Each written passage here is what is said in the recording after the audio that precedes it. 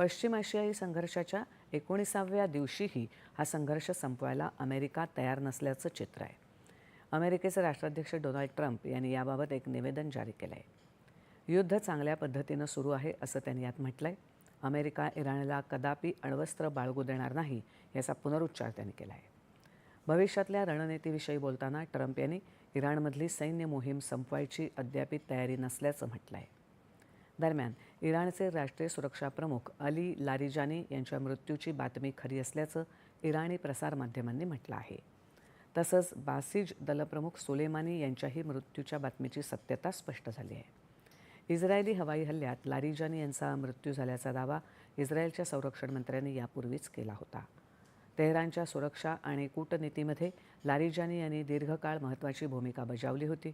मध्य पूर्वेतली स्थिती त्यांच्या मृत्यूमुळे आणखी तणावजन्य होण्याची शक्यता आहे.